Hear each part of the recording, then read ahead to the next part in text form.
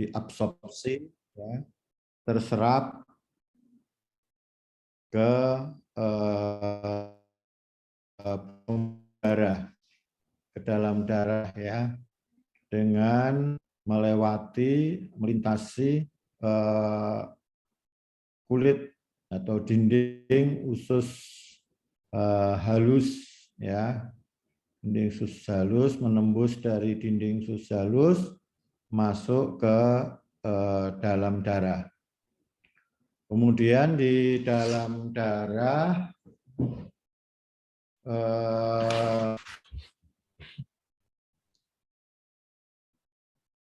dalam bentuk monosakarida, ya, di mana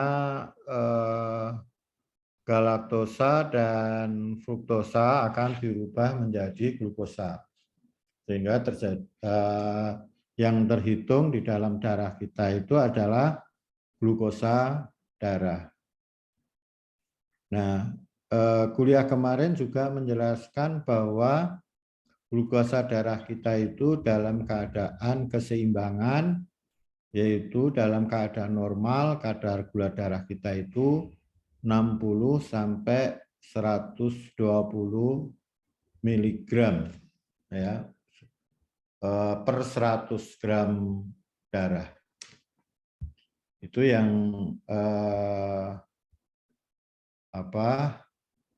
yang terdapat di dalam darah kita, ya, ada keseimbangan glukosa. Kalau lebih dari 120, maka kita mengalami hiperglikemia, ya, glukomia. Ya, hiperglikemia kalau kurang dari 60 kita mengalami hipoglikemia, ya. Lalu kita juga sudah menjelaskan tentang bagaimana mekanisme pengaturan, ya, sehingga glukosa darah itu baik dalam keadaan habis makan maupun dalam keadaan puasa,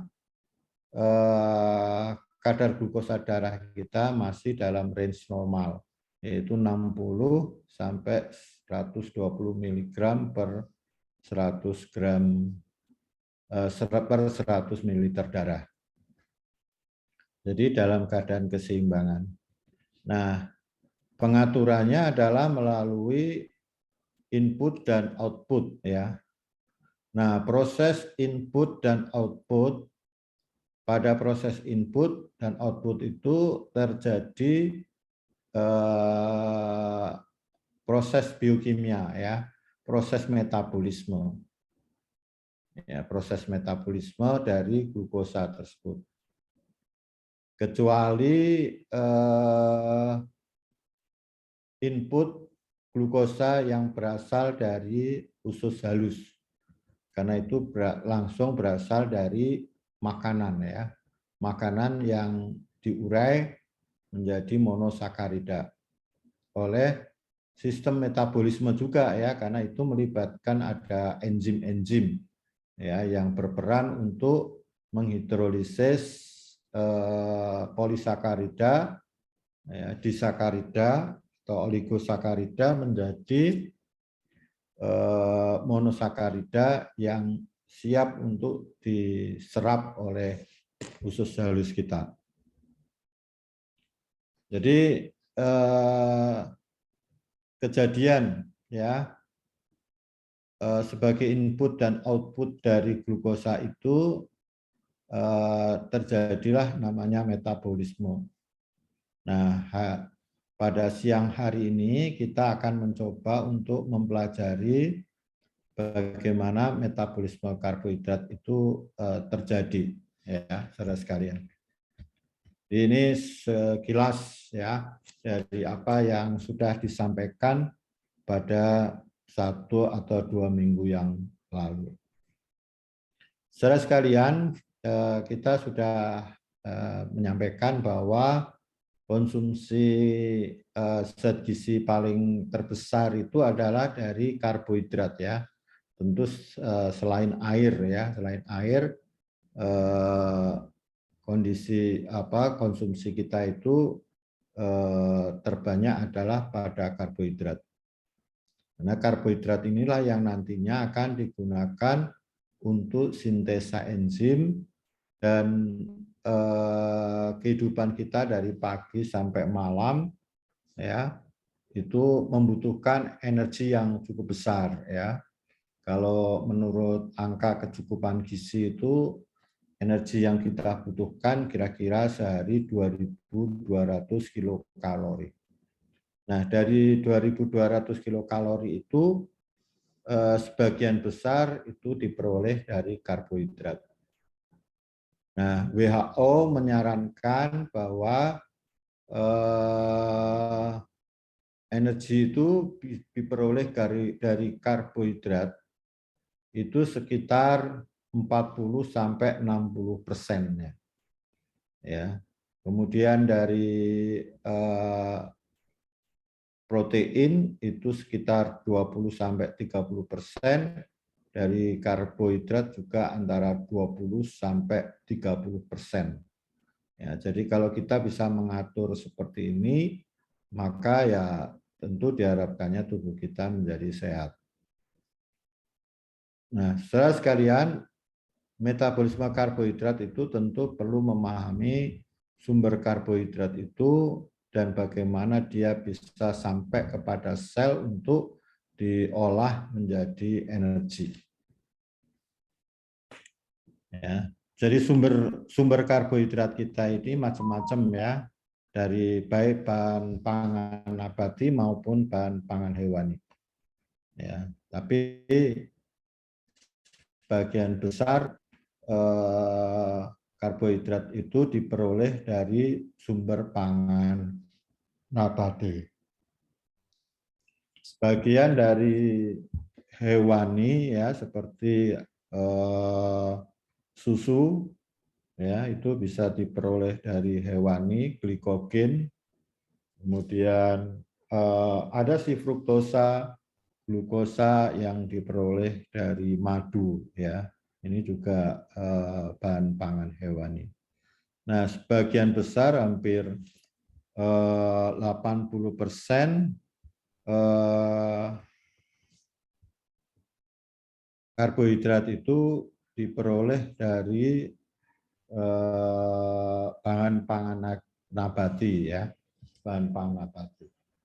Baik, saudara sekalian, kita akan coba untuk memahami metabolisme yang terjadi pada karbohidrat ini. Nah,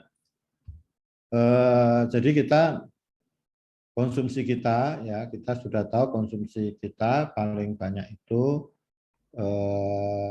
berasal dari karbohidrat ya.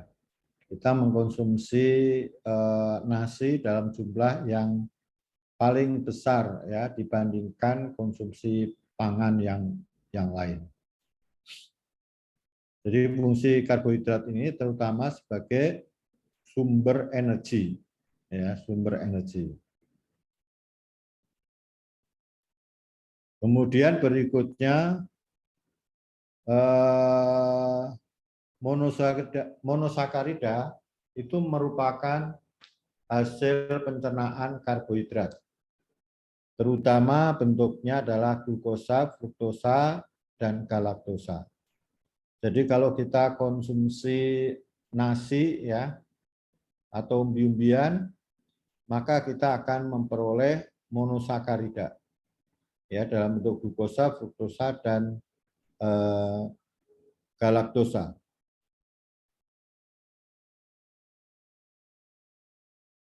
Nah, kemudian untuk komponen fruktosa dan galaktosa ya yang kita peroleh dari makanan ya, kalau fruktosa itu banyakkan dari kita konsumsi buah-buahan ya.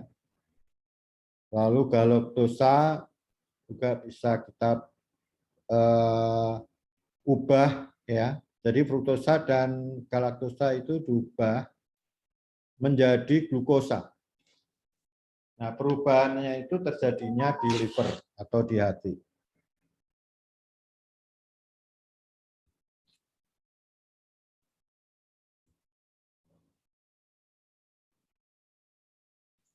Ya, saudara sekalian, ada kejadian metabolisme terhadap karbohidrat yang terjadi di dalam sel tubuh manusia, ya.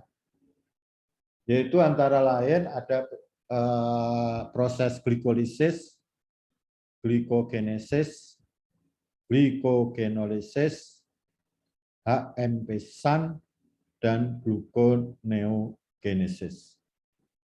Jadi 5 hal ini yang terjadi dalam tubuh kita.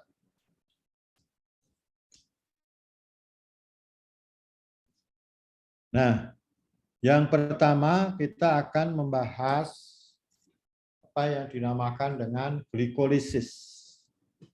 Mungkin Anda sudah pernah mendengar, ya. Anda ini berarti semester berapa, ya? 2, Pak. 2. 2 apa 4? 2, Pak. 2. Oh, semester 2. Mungkin pernah, ya, dikenalkan mengenai ada peristiwa glikolisis. Glikolisis itu disebut juga dengan Embden-Meyerhof pathway.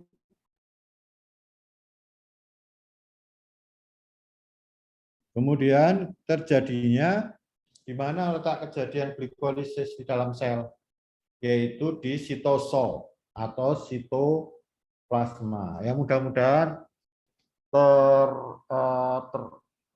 terhubung, ya, dengan sistem sel tubuh kita, bahwa tubuh kita terdiri dari berbagai organel dan termasuk di dalamnya adalah ada sitosol atau sitoplasma.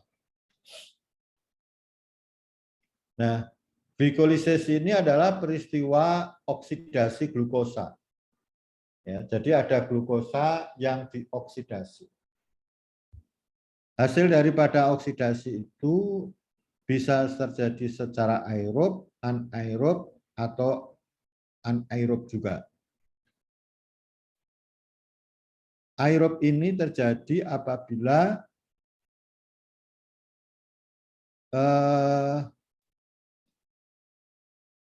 ada oksigen yang masuk ke dalam sel sehingga proses oksidasi itu bisa berjalan dengan baik.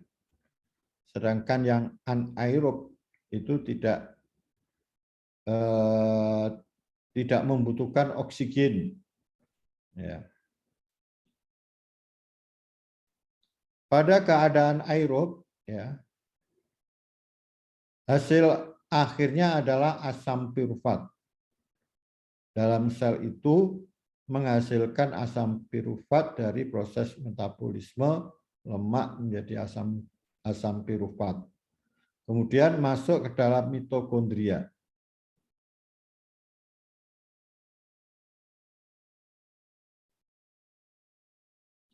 Baik, berikutnya. Ya, tadi dalam keadaan aerob dia menghasilkan asam pirufat, dalam keadaan anaerob glikolisis itu menghasilkan asam laktat. Di samping juga dihasilkan energi dalam bentuk ATP, adenosin trifosfat. Dalam keadaan aerob, hasil akhir adalah asam pirufat yang masuk ke dalam mitokondria. Jadi bentuk pirufat ini nanti akan masuk ke mitokondria. Kemudian dirubah menjadi asil-CoA, dan asil-CoA itu akan diubah masuk ke siklus Krebs. Ya, siklus Krebs, kemudian ditransport elektron, dipindah ke transport elektron, dan nanti hasilnya adalah ATP, CO2, dan H2O. Nah, ini adalah skema yang lebih kompleks dari karbohidrat ini.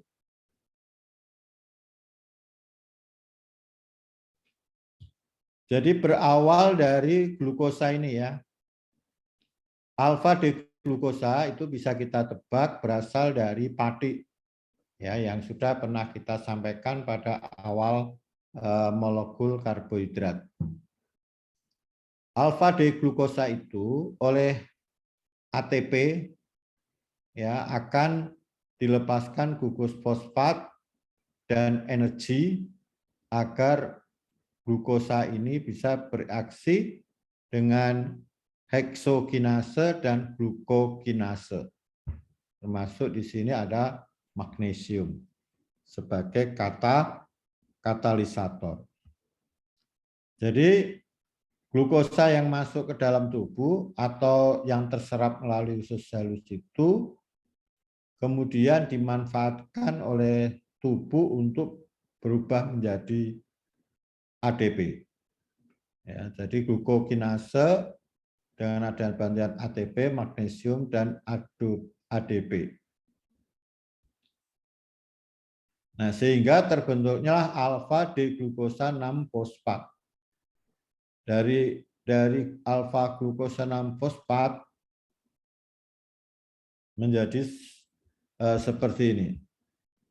Namanya D-fruktosa 6 fosfat.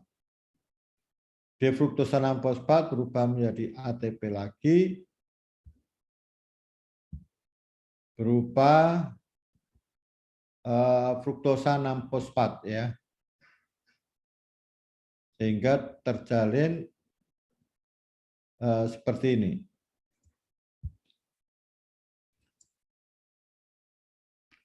Kemudian saudara sekalian, fruktosa 6 fosfat itu diubah menjadi D-fruktosa 16 bifosfat. Sebentar ya, saya ada sedikit.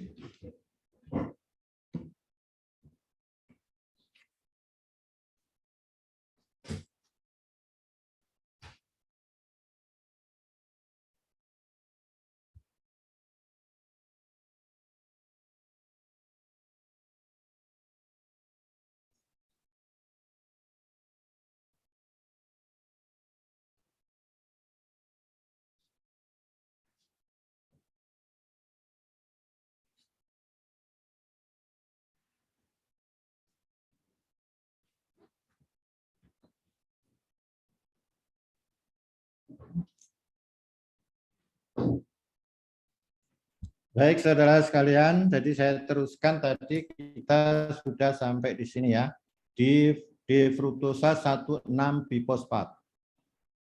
Dengan ketambahan ATP dan magnesium, terus ada enzim fosfofruktokinase menjadi D-fruktosa 16 bifosfat. Dari sini kita bisa mengetahui bahwa proses glikolisis itu membutuhkan ATP. Ya, dia mau produksi ATP tapi dia butuh ATP.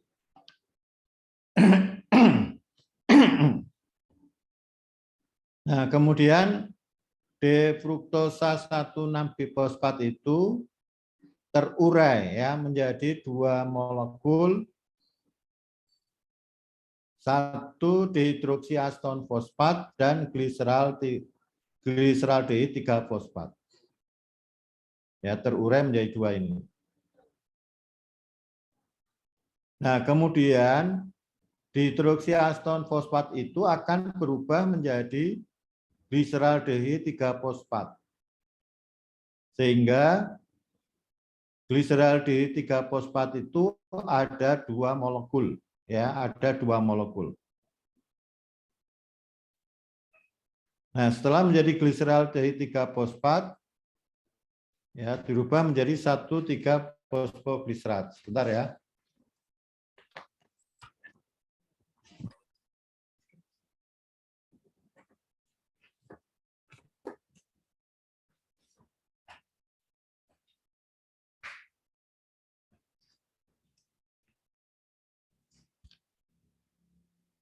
Nah, dari gliseraldehyd 3 fosfat melepaskan hidrogen, kemudian hidrogennya ditangkap oleh NAD menjadi NADH plus H+. Ya.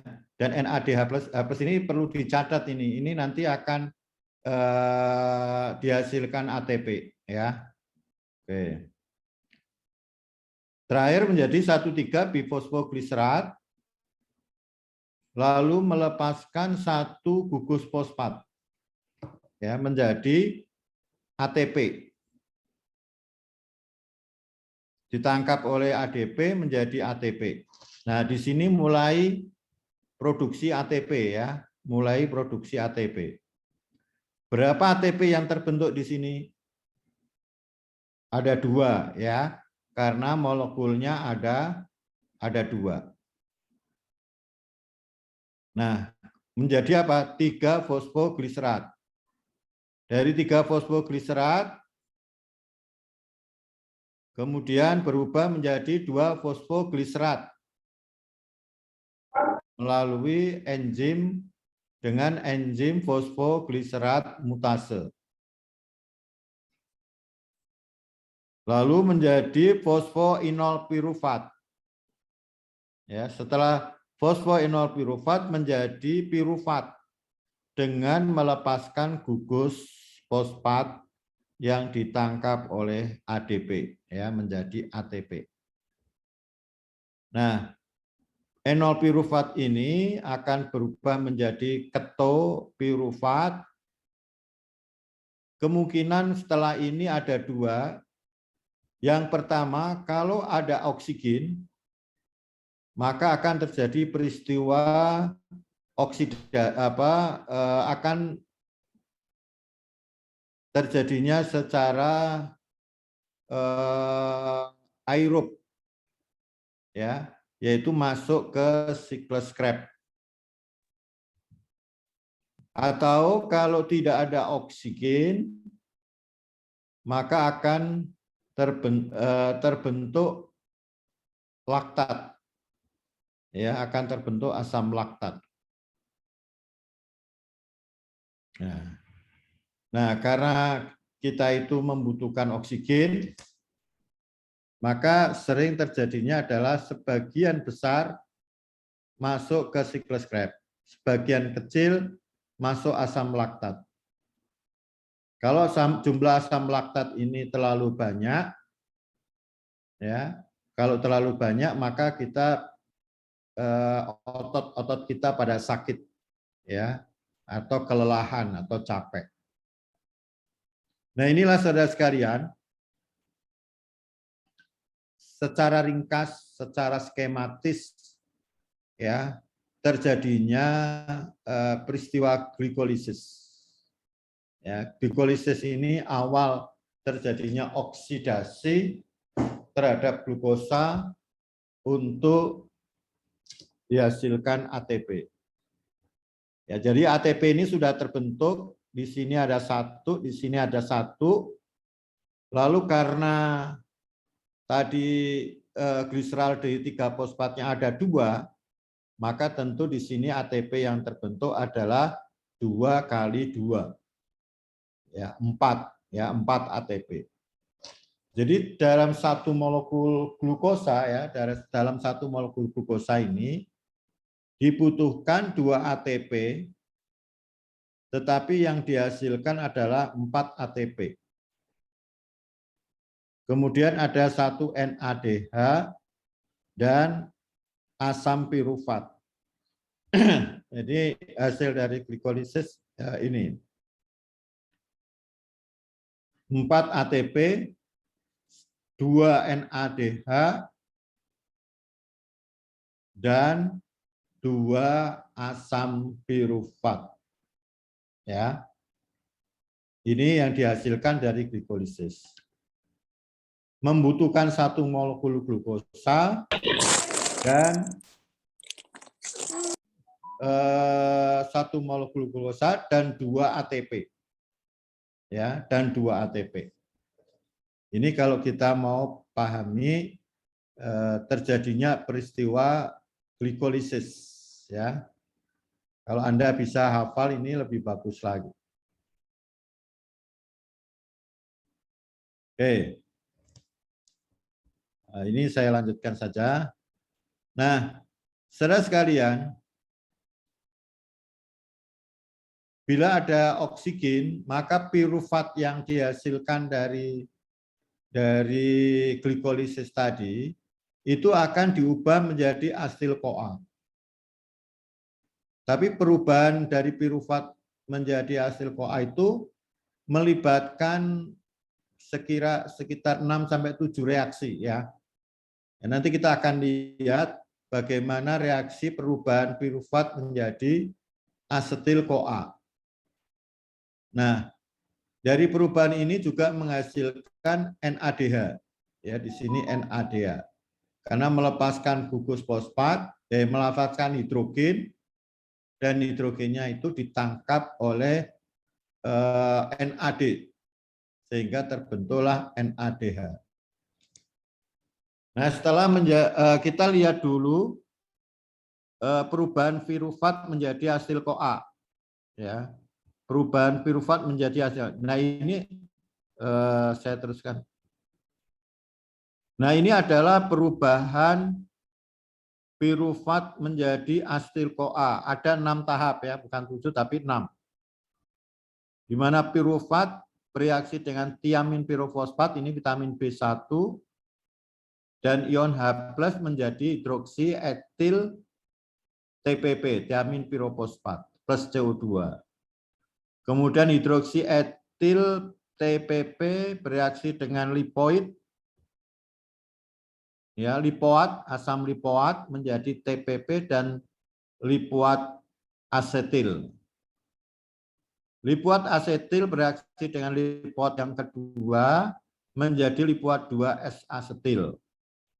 Lipoat 2-S asetil bereaksi dengan CoASH, ya, koenzim A menjadi asetil CoA, ya. Maka asetil CoA inilah yang akan bereaksi ke sini, ke sini.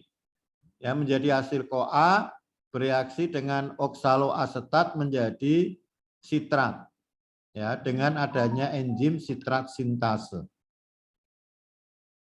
dan ketambahan air. Kemudian airnya keluar menjadi cis akonitat, ketambahan air lagi menjadi deisositrat, lalu melepaskan hidrogen ditangkap NAD menjadi NADH, H+. Ya. Kemudian dari ini, dari deisositrat itu menjadi alfa ketoglutarat, dengan melepaskan hidrogen menjadi suksinil CoA, terbentuk NADH plus H plus CO2. Jadi ini kedua kalinya ya terbentuk. Kemudian suksinil CoA ya berubah bisa menghasilkan CoA GTP, dan suksinil CoA bisa menghasilkan keloncatan. Dihasilkan suksinat ya oleh enzim suksinat CoA sintetase. Dari suksinat melepaskan hidrogen ditangkap oleh ini adalah flavin FAD ya menjadi FADH, hasilnya adalah fumarat. Fumarat ketambahan air menjadi malat, malat melepaskan hidrogen ditangkap NAD menjadi NADH, malatnya sendiri menjadi oksaloasetat. Nah, setelah menjadi oksaloasetat bisa bereaksi lagi menjadi asetil CoA. Jadi rangkaiannya itu cukup panjang ya untuk suatu molekul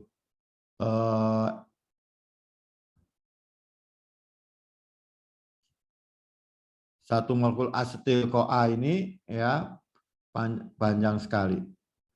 Nah, dari sini kita bisa melihat berapa NADH yang terbentuk. Yang jelas satu di sini perubahan pirufat dari asetil CoA, karena ada 2 berarti hasilnya 2 ya. Kemudian NAD ada 3, karena ini senyawanya ada 2 berarti hasilnya NAD ada 6, FAD ada 2, dan GTP terbentuknya GTP itu ada 2 juga. Jadi ini adalah hasil dari siklus asam sitrat atau sering dikatakan sebagai siklus Krebs. Ya, siklus Krebs itu seperti ini. Oke, ada pertanyaan sampai di sini sebelum kita lanjut?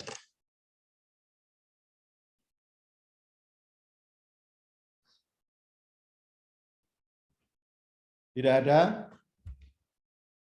Baik, kalau tidak ada kita lanjutkan.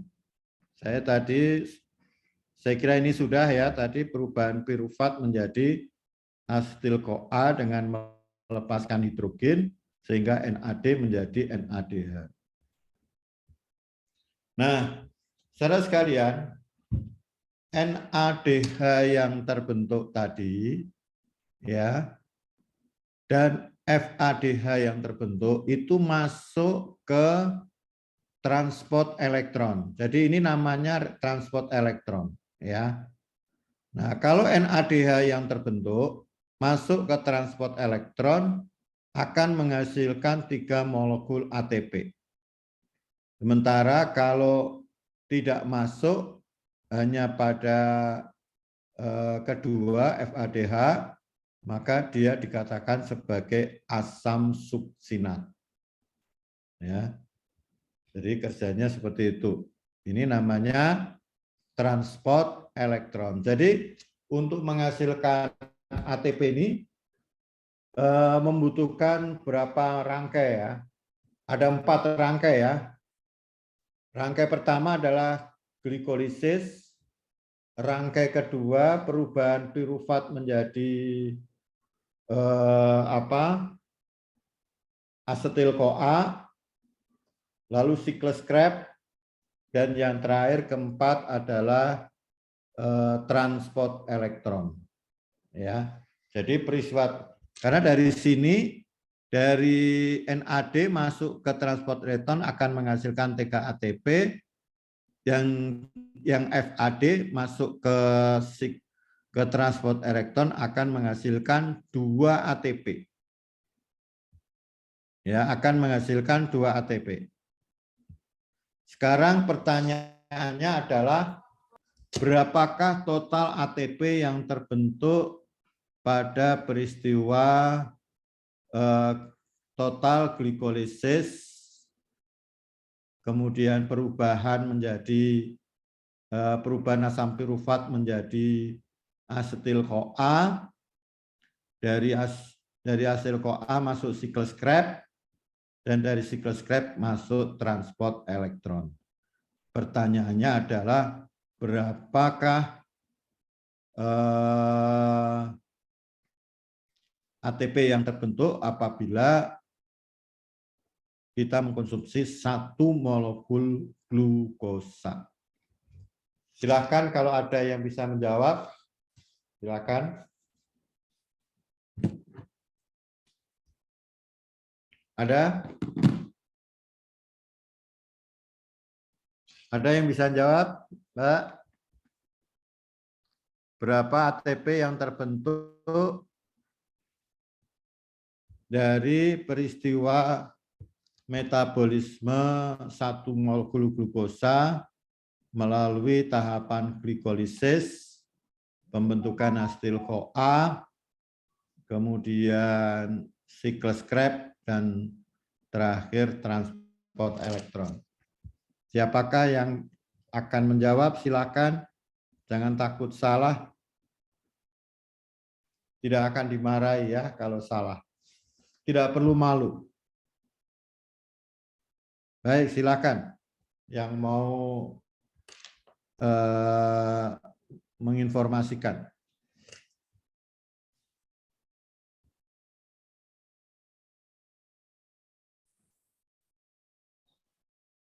Berapa?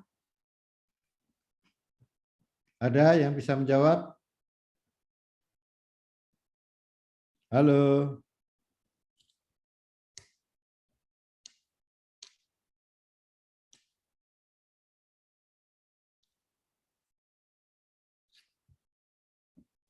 Halo.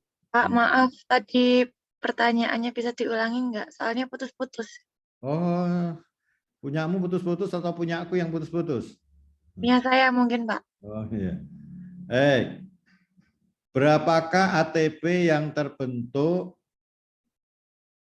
dari satu molekul glukosa?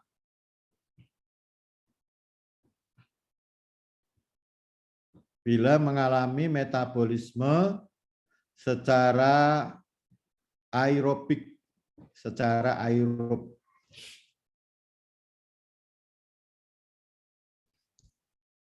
Berapa kira-kira? Ada yang tahu?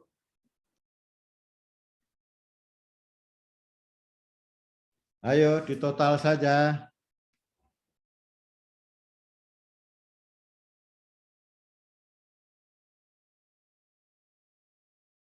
Oke, kalau masih bingung, saya Kak bantu alat ini ya.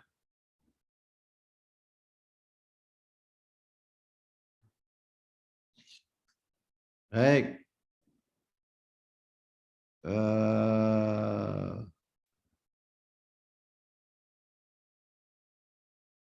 Yang pertama ya.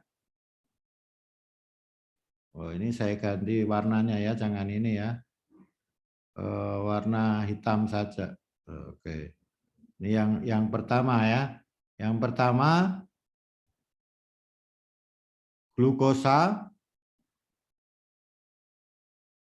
Wah, jelek ya. Wah, hapus dulu, hapus dulu. Oke. Pakai teks saja ya, pakai teks saja. Biar bagus. Baik. Berapa satu molekul glukosa? Nah, aduh, ini jadi berapa ATP? Menghasilkan berapa ATP? Ini pertanyaan, satu molekul glukosa menghasilkan berapa ATP?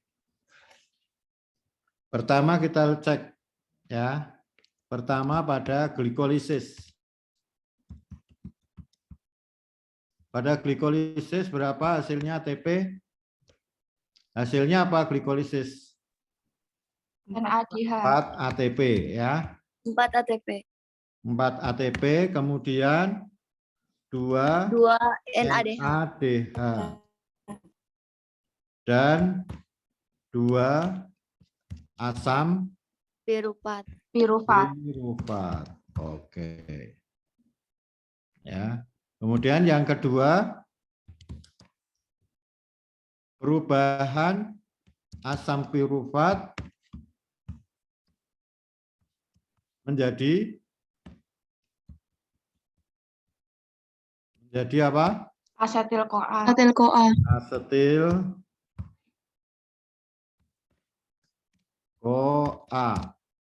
Ya, so A ini saya perpanjang ya. CoA. Hasilnya apa?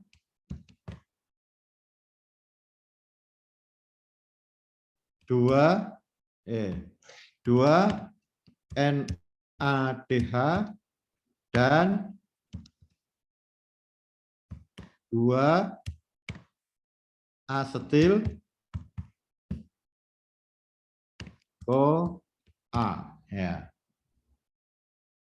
Ini nomor 2. Kemudian nomor 3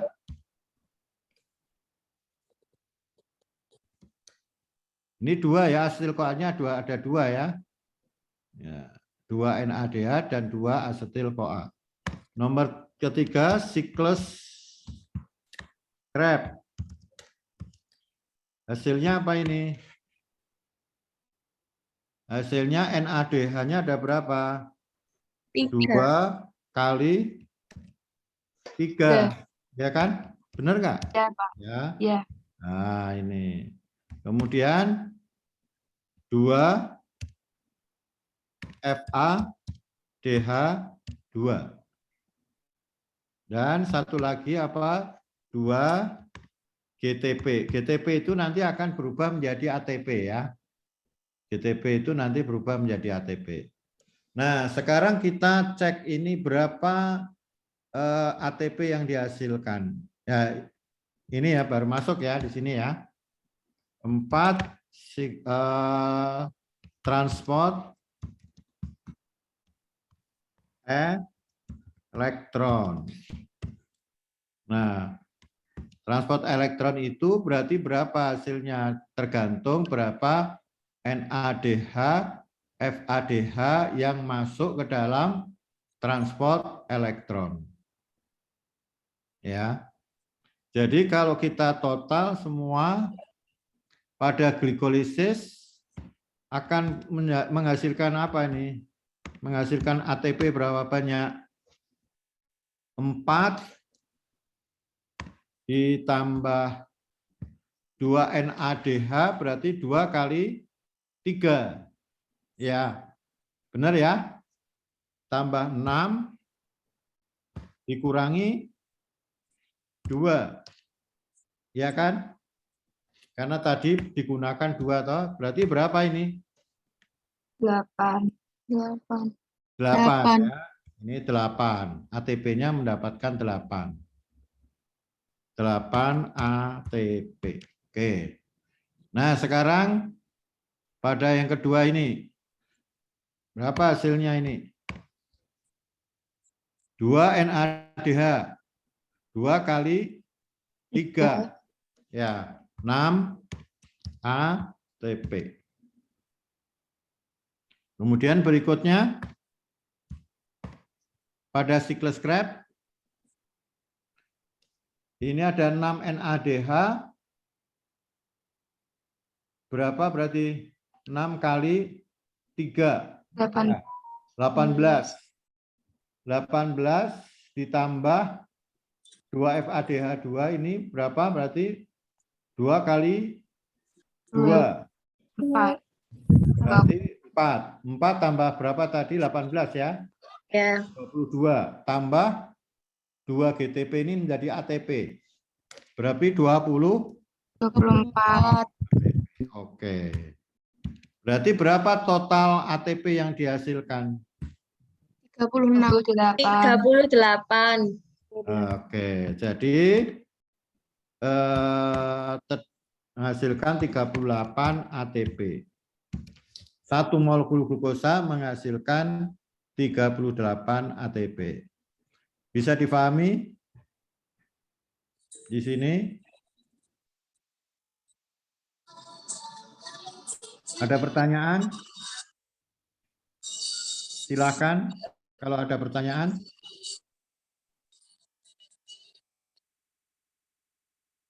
Halo? Ada? Nggak ada?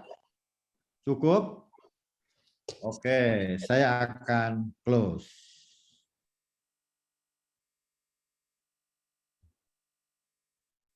Ya. Baik, kita akan lanjutkan lagi. Kita tadi sampai ini ya, kita sudah ya di sini ya. Kita akan lanjut berikutnya. Nah, setelah glikolisis dengan rangkaian glikolisis, siklus Krebs dan transport elektron, berikutnya metabolisme yang terjadi pada karbohidrat kita namanya glikogenesis. Glikogenesis itu suatu peristiwa sintesa glikogen yang berasal dari glukosa. Ya, sebelumnya sudah kita jelaskan bahwa terbentuknya glikogenesis itu apabila sel itu memiliki glukosa dalam jumlah yang berlebih. Ya, sudah digunakan untuk produksi ATP. ATP-nya masih banyak, tetapi glukosa ATP-nya berhenti produksi karena sudah terlalu banyak ya. Ada mekanisme penghentian produksi ATP karena jumlah ATP masih banyak.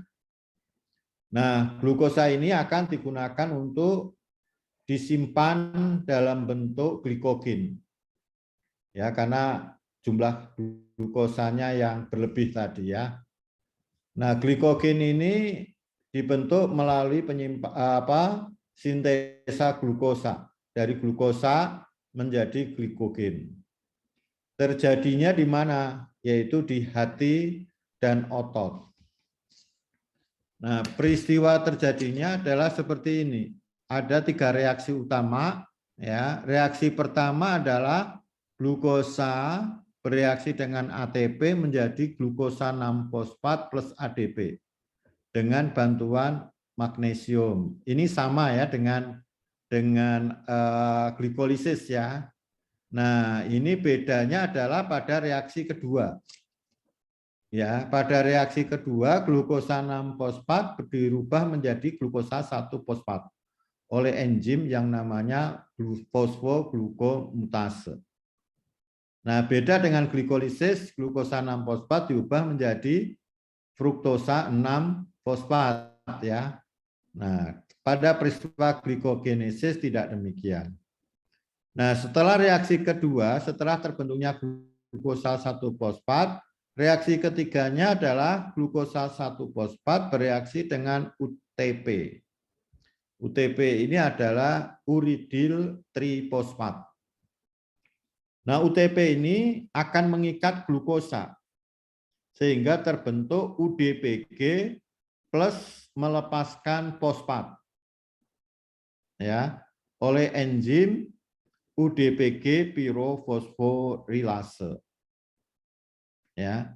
Nah, UDPG inilah yang nantinya akan memperpanjang molekul dari glikogen. Ya, kita lanjutkan. Baik, Anda bisa lihat di sini.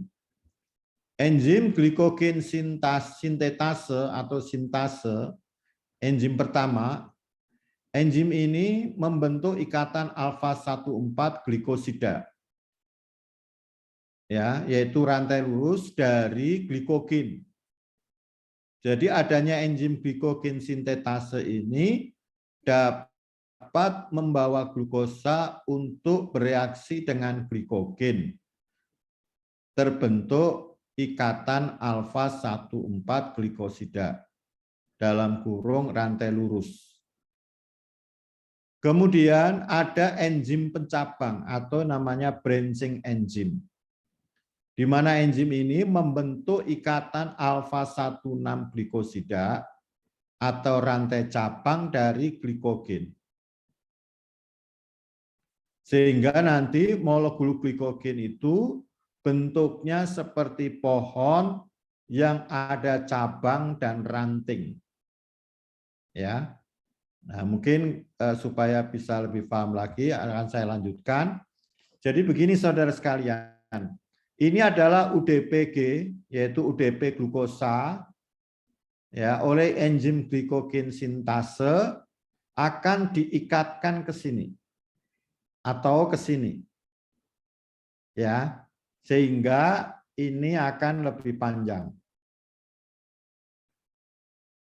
ya. Jadi ini namanya sintesis glikogen.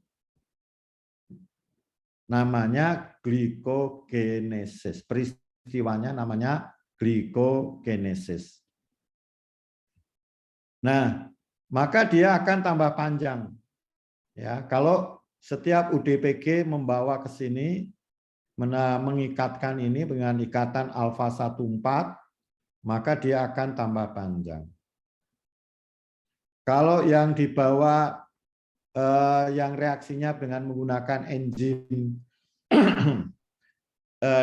branching enzim, ya maka akan terbentuk ikatan alfa 1,6, ya, sehingga terbentuk cabang di sini.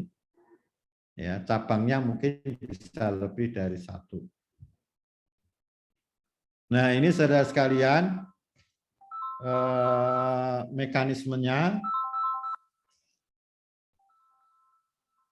Sebentar ya. Jadi mekanismenya seperti ini. Ini glukosa ya. Anda lihat di sini paling bawah glukosa. Glukosa ini apabila mengalami glikogenesis, setelah menjadi glukosa 6-fosfat menjadi glukosa 1-fosfat. Ya. Nah, dari glukosa 1-fosfat ini adalah enzim-enzimnya ya. Enzim yang berperan untuk menyambungkan ini, untuk menjalankan reaksi. Dari glukosa 1-fosfat menjadi UDPG karena bereaksi dengan UTP. Dari UDPG glukosanya dicantolkan ya ke glikogen sehingga glikogen semakin panjang. Apakah semakin panjang atau bisa juga cabangnya semakin banyak kalau yang bekerja adalah branching enzim. Jadi kalau yang bekerja adalah glikogen sintase semakin panjang, kalau yang bekerja adalah branching enzim maka cabangnya semakin banyak. Ya, sehingga terbentuklah ikatan 1,4, alfa 1,4 dan alfa 1,6. Nah, nanti kalau kondisi kita kekurangan glukosa, terutama dalam keadaan puasa, maka glikogen ini nanti bisa terurai kembali yang pada akhirnya menjadi glukosa. Ya, jadi ini jalur pembentukan glukosa, sedangkan yang ke kanan ke bawah ini adalah jalur penguraian glikogen menjadi glukosa lagi. Ya. Ini terjadi ketika kita makan banyak, ini terjadi ketika kita makan sedikit atau puasa. Ya, bisa dipahami di sini? Ada pertanyaan?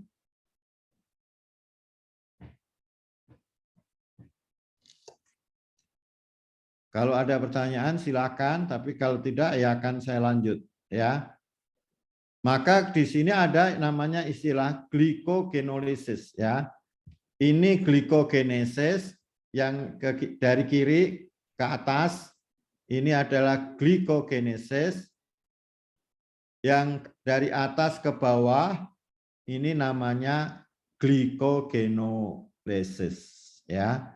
Yang satu pembentukan glikogen, yang ke bawah pembentukan glukosa. Di sini keadaannya kita makan, di sini keadaan kita puasa. Ya, sekarang ini kita puasa dan jam sudah melewati jam 1. Ya, jam 12, jam 1.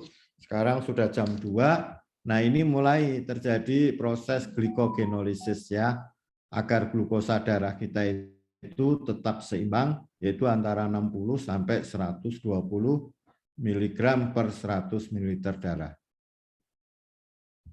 Oke. Nah, ini gambaran lebih lanjut saudara sekalian, kalau peristiwa glikogenesis itu rantainya semakin panjang ya. Rantainya semakin panjang. Bahkan bisa terbentuk cabang lagi. Ya. Nah, tetapi kalau yang glikogenolysis, kita lihat di sini, yang tadinya panjang semakin pendek. Bahkan yang tadinya punya cabang menjadi tidak punya cabang. Ya. Karena ada peristiwa kebalikan. Nah, ini namanya glikogenesis. Semakin banyak ini glikogenesis, semakin menurun rantainya adalah glikogenolysis. Ini terjadi ketika kita kekenyangan, ini terjadi ketika kita kelaparan. Ya, untuk menyeimbangkan gula darah 60 sampai 120 mg per 100 ml darah. Oke.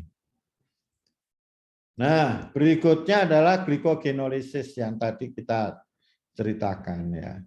Jadi glikogenolisis ini adalah proses pemecahan glikogen.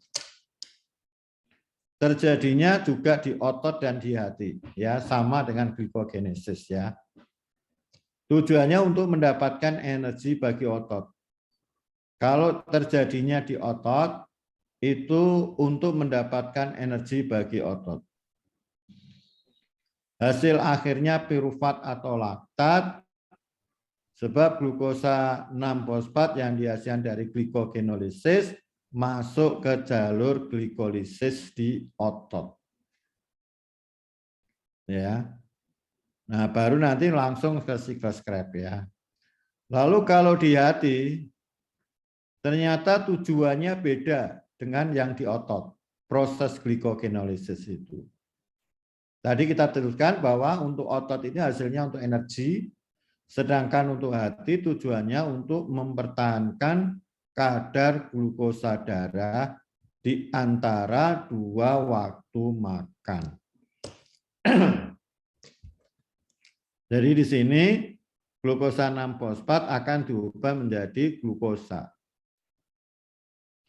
Ya, dengan reaksi glukosa 6-fosfat plus H2O menjadi glukosa plus PI dengan enzim glukosa 6-fosfatase.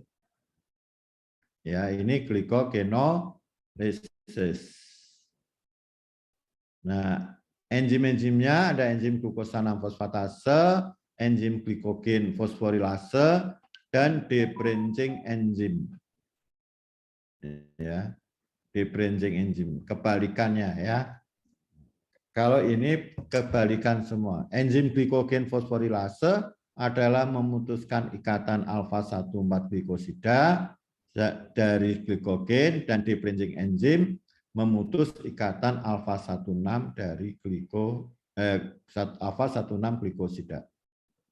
Ya. Jadi kebalikan ya. Nah, baik, sebelum kita lanjutkan silakan kalau ada pertanyaan yang berkaitan dengan glikolisis dan glikogenesis. Glikogenesis dan glikogenolisis. Silakan kalau ada yang mau bertanya sebelum saya lanjutkan supaya pemahamannya tidak putus atau tidak sulit. Silakan kalau ada yang mau bertanya.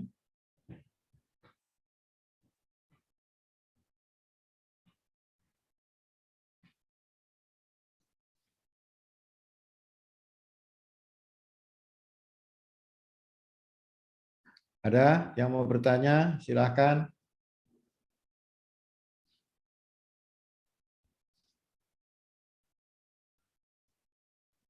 Tidak ada. Nanti kalau ditanya bingung. Kalau suruh tanya, nggak bertanya.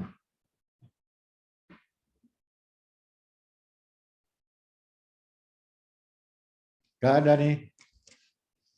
Baik, kalau nggak ada, saya akan lanjut lagi. Dengarkan lagi.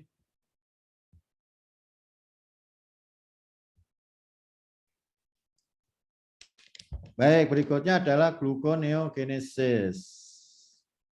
Ya.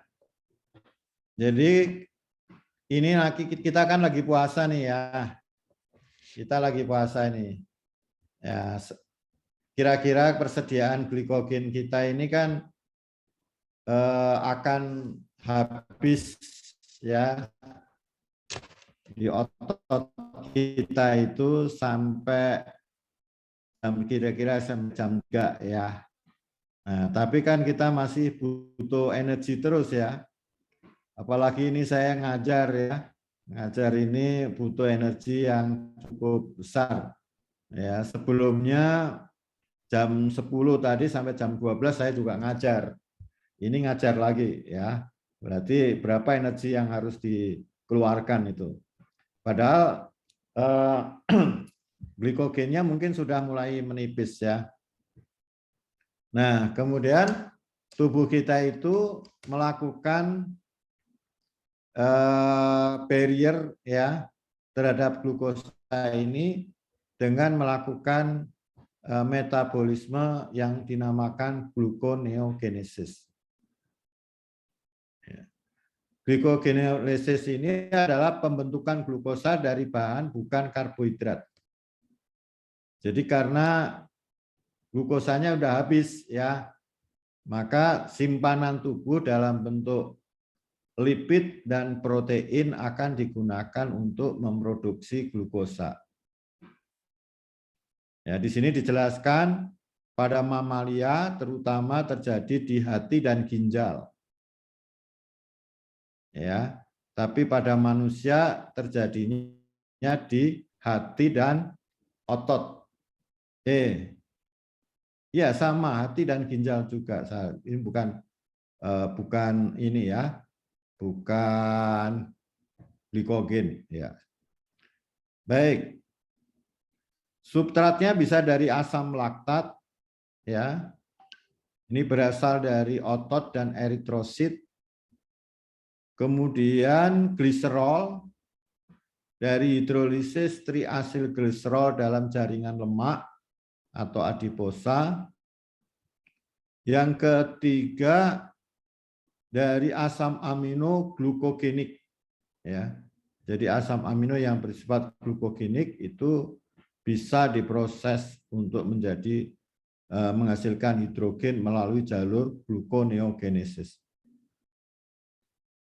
Lalu asam propionat ya, pembentukan asam propionat terutama ini pada ruminansia ya. Gluconeogenesis penting sekali untuk penyediaan glukosa bila karbohidrat tidak cukup dalam diet. Ya, jadi makanan kita tidak cukup untuk menghasilkan energi ATP ya, maka dilakukan dengan metode gluconeogenesis ya.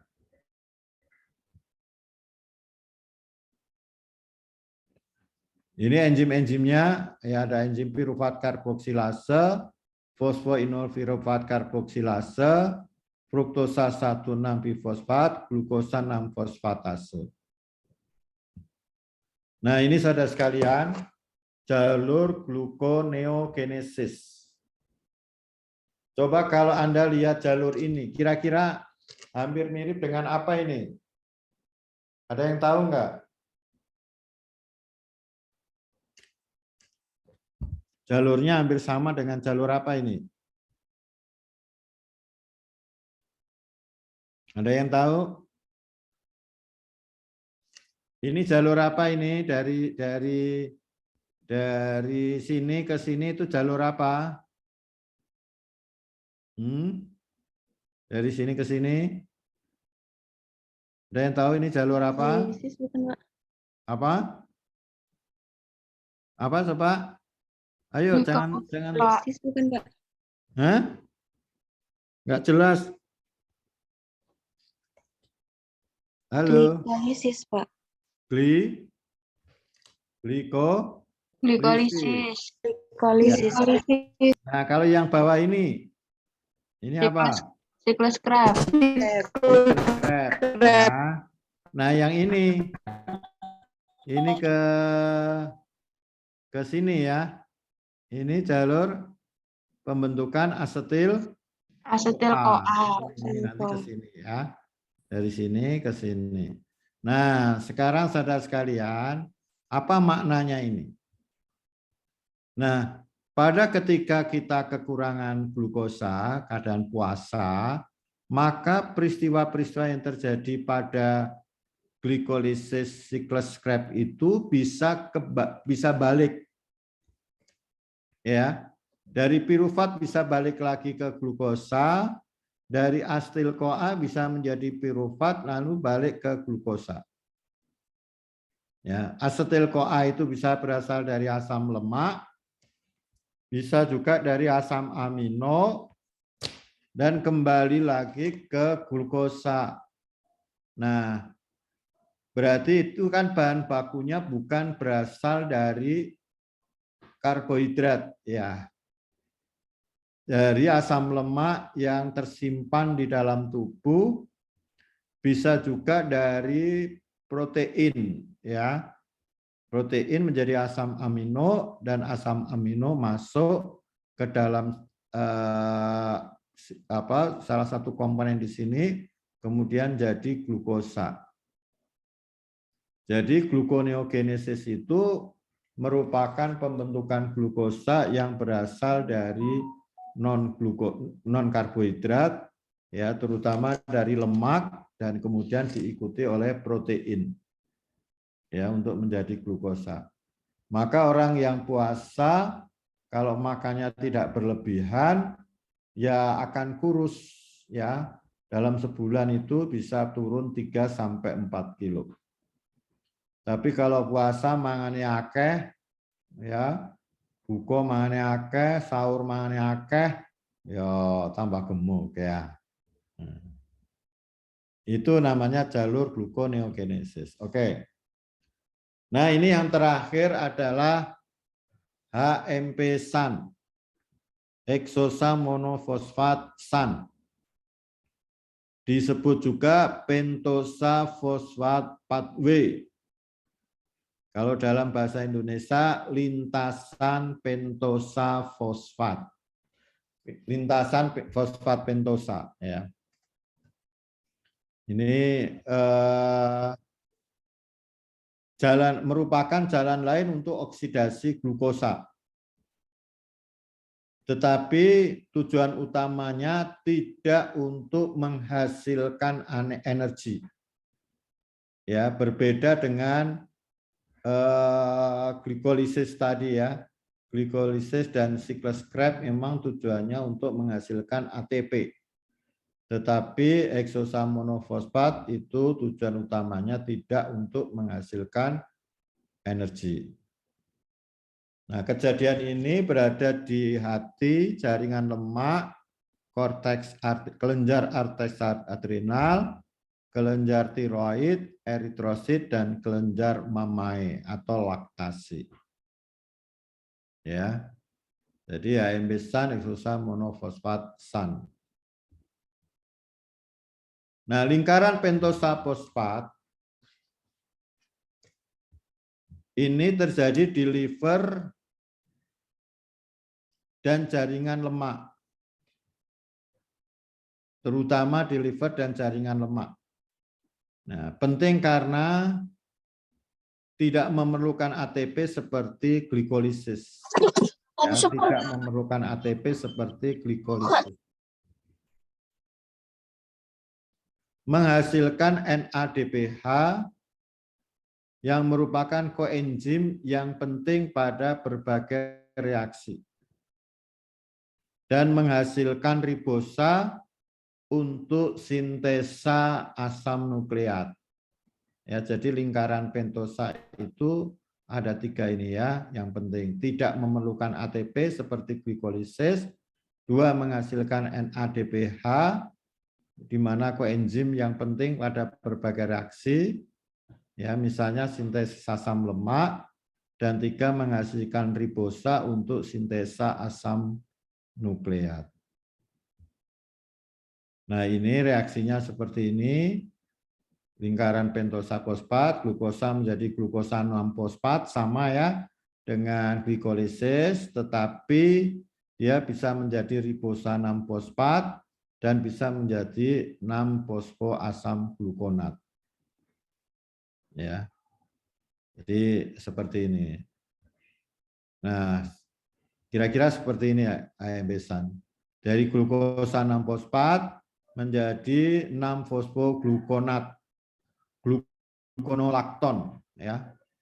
Beta D glukosa 6-fosfat menjadi 6-fosfogluconolakton, terus menjadi 6-fosfoglukonat, terus sampai menghasilkan ini ribosa fosfat. Ya, ribosa fosfat ketambahan ATP menjadi PRPP. Nah, ini nanti jalur untuk sintesa nukleotida, ya, terutama pada basapurin dan pirimidin. Ya. Sehingga terbentuk asam nukleat. Ini jalur HMP SAN.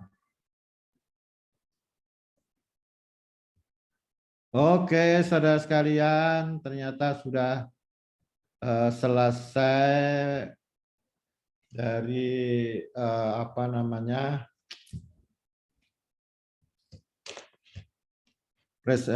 PPT saya ini. Baik, silakan kalau ada yang mau bertanya. Jadi ini adalah metabolisme yang terjadi pada karbohidrat di dalam sel ya. Setelah glukosa itu masuk ke dalam sel. Ya, jadi peristiwa itu bisa terjadi kalau glukosa itu bisa masuk ke dalam sel. Dan asumsinya terjadi pada orang yang normal, yang sehat, tidak sakit ya. Orang yang normal. Orang yang masih bisa mengendalikan kadar gula darahnya. Ya, tidak mengalami hipo atau tidak mengalami hiper. Jadi kalau dia menderita diabetes mellitus, ya nanti akan terkendala oleh masalah-masalah tersebut. Baik, silakan kalau ada yang mau ditanyakan berkaitan dengan metabolisme glukosa ini. Silakan.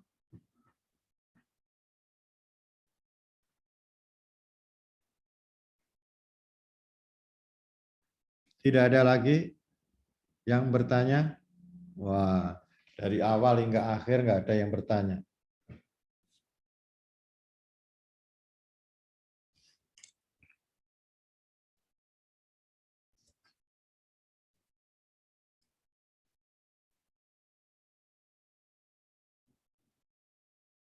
Maaf, Bapak.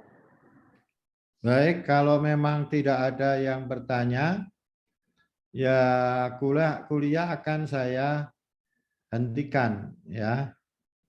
Jadi saya kira cukup sampai di sini ya.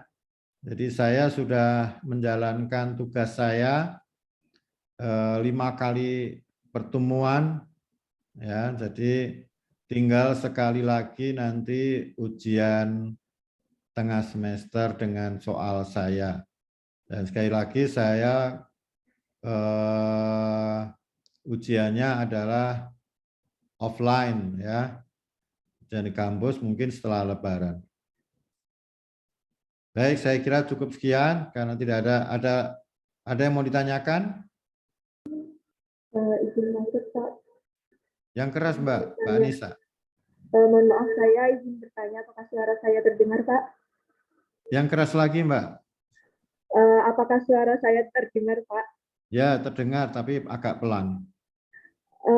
Saya izin bertanya terkait yang HMT SAN tadi, Pak.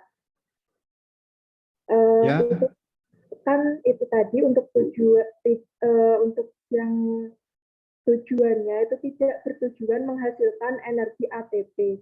Ya. Dan merupakan jalan lain untuk oksidasi glukosa.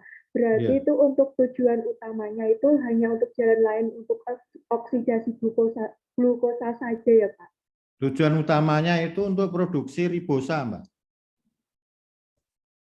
Ya, ribosa itu nanti penting sekali untuk sintesa asam nukleat. Nanti di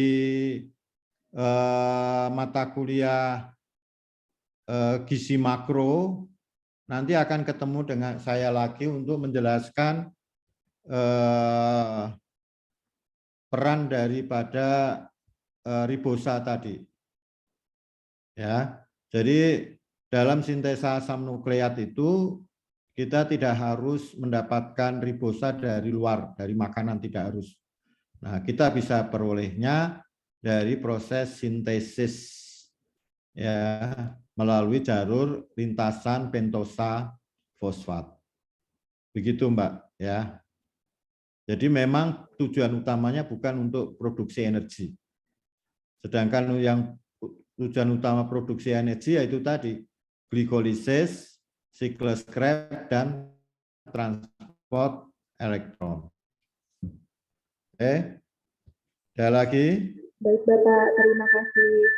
Ya, silakan yang lain.